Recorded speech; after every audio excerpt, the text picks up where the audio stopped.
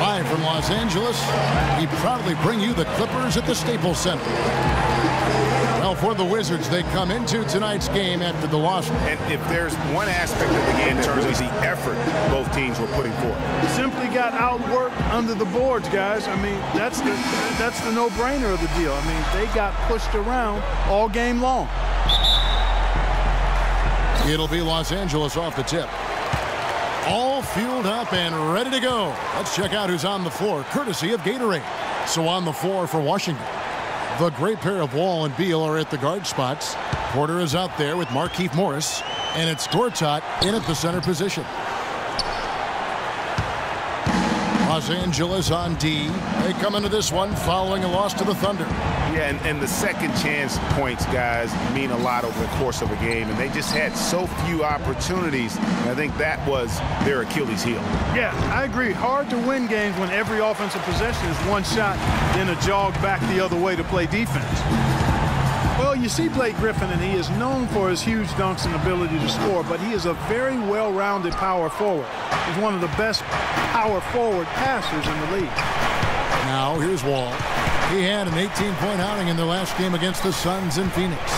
But what stood out for me was his gorgeous playmaking out there. I mean, over and over, he was finding his teammates in a great position to score. 5 on the clock, and the shot is good. Oh, terrific work finishing a soft move like that. The finger roll. To the inside, Griffin, and he makes no mistake on the slam dunk. And he can time his passes so perfectly. Wow, what an assist. All right, let's go over to the sideline with Doris Burke. Hey, Kevin, I caught up with Coach Doc Rivers. One player we discussed in detail is the young Bradley Beal. He said, I was a fan of his game from watching him at Florida. His combination of outside shooting and slashing make him a very tough cover. We're going to put pressure on him and try to take the ball out of his hands. And Kevin, Beal's such an intriguing talent. We'll see if he's able to put up some big numbers. Thanks again, Doris. That one falls, so he hits both of them. Yes, fans, Clark, and the one team they view as floppers is the Clippers. I don't like that word, but just kind of came out. Whether that is fair or not is up for debate, but it is certainly, I think, the perception. And I think there's some truth to that perception. I mean, multiple players have received fines for flopping on their roster. I mean, you can't run away from that, and the fans remember it, too. Oh, they do, yes, sir. And DeAndre Jordan throws it down. And the second chance becomes a dunk. We could feel over here. Yeah, GA, such a good, aggressive play in the paint. Guys, it's all about persistence on the offensive glass. You just can't ever give up on a play. Here's Wall after the basket by Los Angeles. And it's Beal in the corner. And Gortat kicks to Porter. Off target with his three. And for the Clippers and flopping, part of it might just be reputation. Whenever anyone hits the deck on their team, fans might be quick to kind of condemn that as a flop. And the Wizards with possession after the basket by Los Angeles. Wall, that's a two-pointer. And another miss by Washington. And no excuse there for missing that one after being freed up by a great pick. Yeah, I agree with you. I mean, they came away empty, but they got the look they wanted, and really, I like the movement and communication there.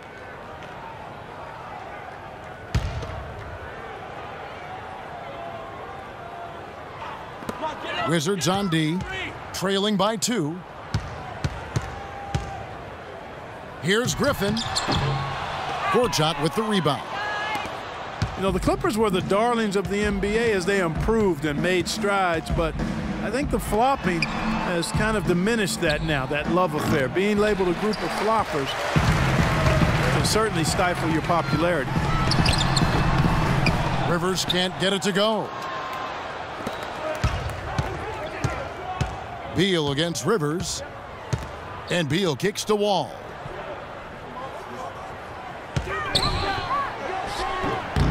Griffin with some nice D. And typically he has the touch to finish when he's in tight, but not sure on that possession. Rivers kicks to Beverly.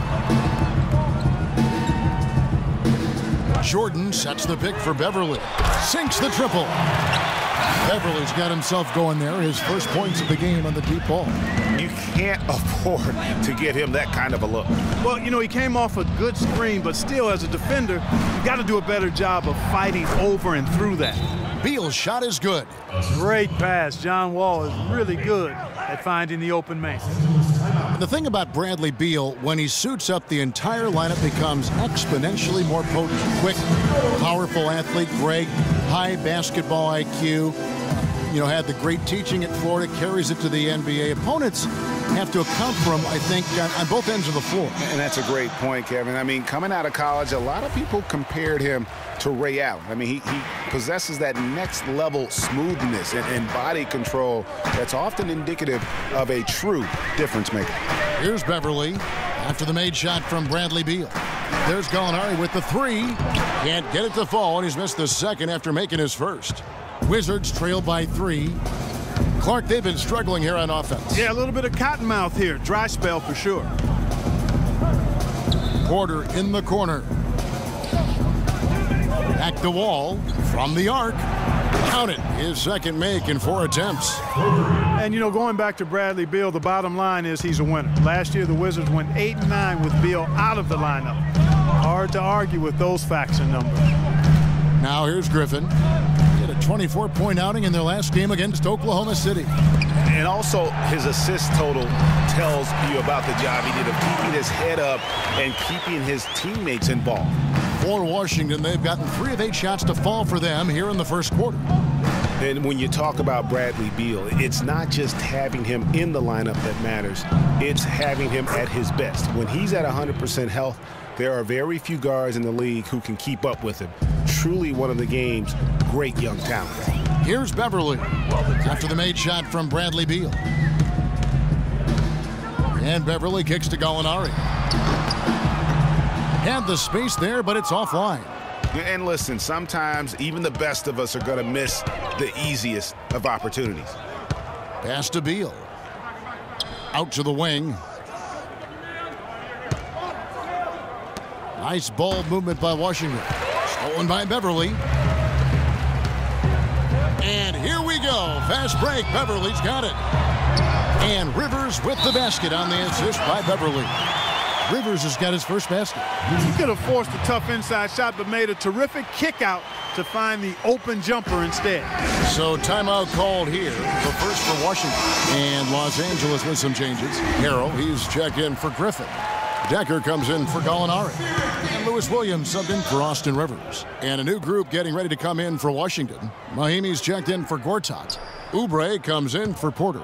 Jody Meeks, he's checked in for Beal. And Trey Burke subbed in for John Wall. Now, here's Meeks. Taking a look at his stats, he's averaging around 7.5 points a game. Now, here's Decker. Defense is right there.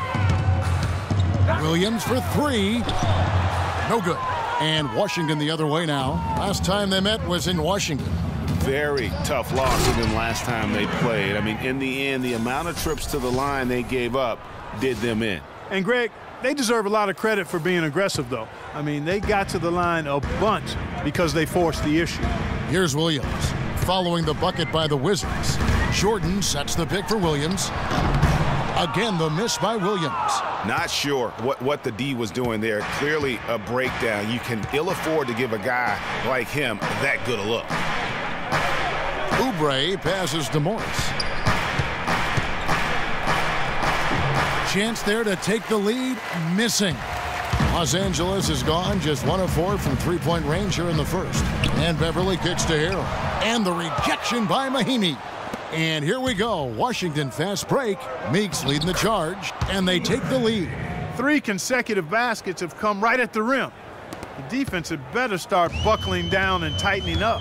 Guys, they are getting exposed in terms of their low post defense. Now here's Beverly. He had a 12-point outing in their last game against the Thunder in Oklahoma City. He's going to play his way right onto the bench and out of the game if he continues to shoot it like he has so far in this quarter. Shot clock and game clock separated by less than 6 seconds. The Clippers trail.